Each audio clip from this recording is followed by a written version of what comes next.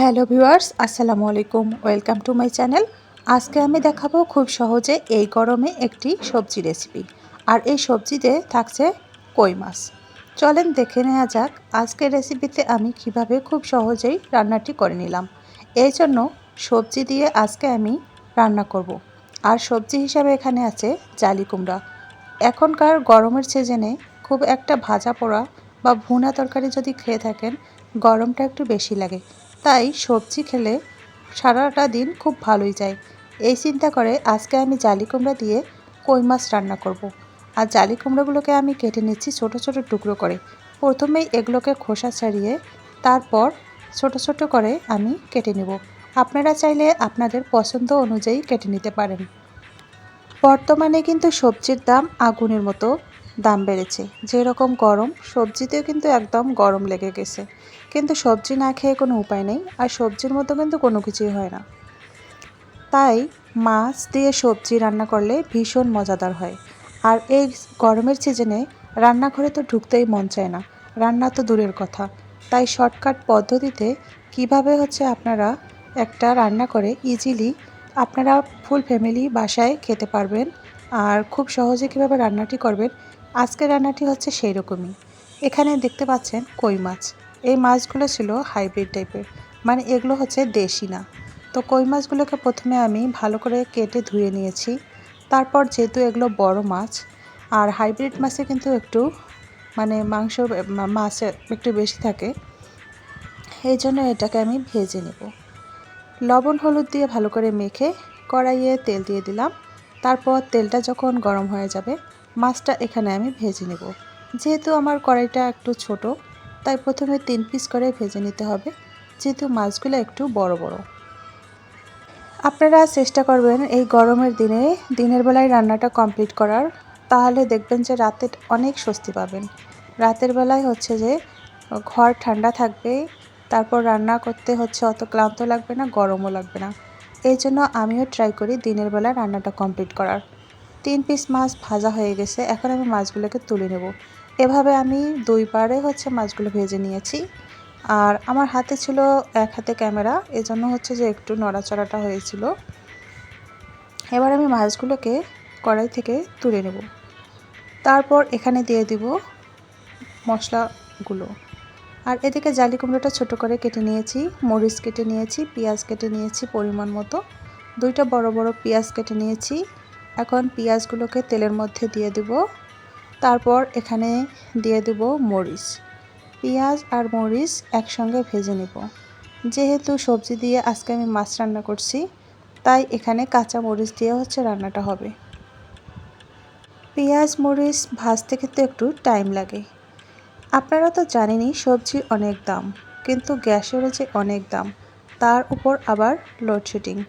ঘন্টায় ঘন্টায় কারেন্ট চলে যায়। যারা কারেন্টের চুলায় রান্না করেন তাদেরও যেন বেহাল দশা। এত গরম, তার উপর সব কিছুর দাম, আবার সব কিছু ঠিকঠাক মতো দাম দিয়েও পাওয়া যায় না। বর্তমান অবস্থাটা খুবই খারাপ। এখন দেখতে পাচ্ছেন মরিচ পেঁয়াজগুলোকে আমি ভেজে নিচ্ছি। তারপর এখানে দিয়ে দিব পরিমাণ মতো লবণ। লবণটা দিয়ে দিলে তাড়াতাড়ি এই মরিচ পেঁয়াজটা তেলের মধ্যে ভাজা হয়ে যাবে। এখন একটু নেড়ে ছেড়ে এভাবে 5 মিনিটের মতো আমি ভেজে নেব। সবজি কিন্তু শুধু শুধু অনেকেই খেতে পছন্দ করেন না।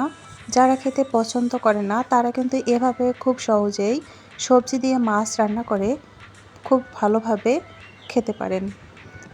কথা বলতে বলতে পেঁয়াজ আর মরিচগুলো একদমই ভাজা হয়ে গেছে। যেহেতু কড়াইটা ছোট, তাই এখানে পেঁয়াজ আর মরিচটা ভেজে নিয়ে বড় আর একটা কড়াইয়ের মধ্যে সবজিগুলোকে ধুয়ে নিয়েছি। তারপর ভেজে রাখা মরিচ পেঁয়াজ তেলগুলো এখানে আমি ঢেলে দিলাম। দেওয়ার পর সবজির সঙ্গে ভালো করে মিক্সড করে নেব। জালি কুমড়া দিয়ে মাছ রান্না কিন্তু অনেক মজা হয়। আর জালি কুমড়া দিয়ে যে কোনো মাছই কিন্তু রান্না করলে অনেক টেস্টি হয়, ভালোও লাগে।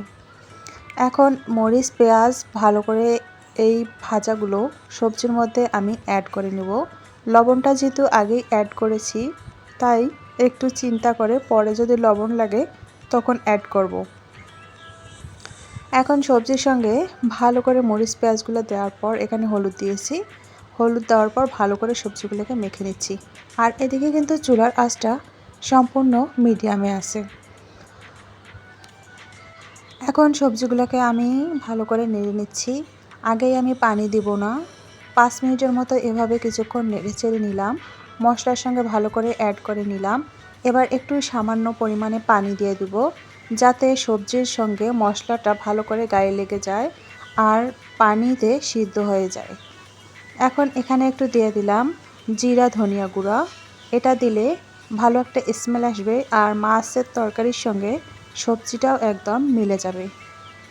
ধনিয়া আর জিরা গুঁড়ো দিলে তরকারি কিন্তু একটা অন্যরকম ভালো একটা স্বাদ আসে, যেটা খেতে খুবই ভালো লাগে। আর এভাবে তরকারি রান্না করলে খুব একটা মানে স্বাদ হবে, কিন্তু বেশি মশলা হবে না। যারা এই গরমে কম মশলাযুক্ত তরকারি খেতে চান, তারা এইভাবে খুব সহজেই রান্না করে খেতে পারেন সবজি দিয়ে মাছ। এখন দিয়ে দিলাম সামান্য একটু পানি।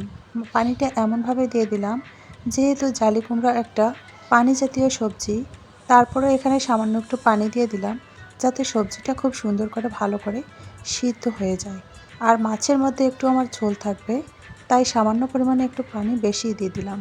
এখন একটা মাটির ঢাকনা দিয়ে ঢেকে দিলাম। ঢাকনা দেওয়ার পর এই যে সিদ্ধ হয়ে গেছে। আর দেখেন, জালি কুমড়াগুলো কিউব করে কেটে রাখা হয়েছিল, এগুলো কিন্তু একটুও ভেঙে যায়নি। এখন এগুলোকে ভালো করে সিদ্ধ করলাম। আবারও সামান্য একটু পানি দিয়ে দিতে হবে। এখনও কিন্তু মাছ দেওয়া বাকি আছে, তাই মাছটা সবজির সঙ্গে আবারও যাতে ভালো করে মিলে যায়, এই জন্য আবারও একটু পানি দিয়ে দিলাম। দেওয়ার পরে 3-4 মিনিট অপেক্ষা করব। যখন তরকারির ঝোলটা ভালো করে ফুটে উঠবে, তখন মাছটা এখানে দিয়ে দেব। 3-4 মিনিট পর বুদবুদ টকবগিয়ে ঝোলটা ভালোভাবে ফুটে উঠবে। তারপর এখানে একটু লবণ চেক করলাম, দেখলাম যে লবণের পরিমাণটা কম হবে, তাই সামান্য একটু লবণ দিয়ে দিলাম। তারপর এখানে ঝোলটা যখন ফুটে উঠতেছে, তখন মাছটাকে এখানে ছেড়ে দিয়ে আবারও ঢেকে দেব।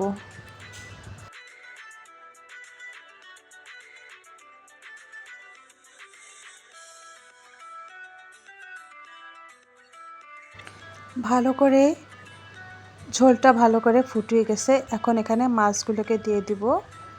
মাছগুলোকে দিয়ে দেওয়ার পর আবারও একটু নেড়ে ছেড়ে ঢাকনা দিয়ে ঢেকে দেব। তারপর এভাবে মাছটার সঙ্গে যখন ঝোলটা একটু কমিয়ে আসবে, মাছটাও সিদ্ধ হয়ে যাবে, তখন চুলার আঁচটা কমিয়ে তরকারিটা চুলার মধ্যে দমে রেখে দেব। তারপর আপনারা চাইলে এখানে ধনেপাতা অ্যাড করতে পারেন। আমি সামান্য একটু জিরে গুঁড়ো দিয়ে তারপরে চুলা বন্ধ করে দেব।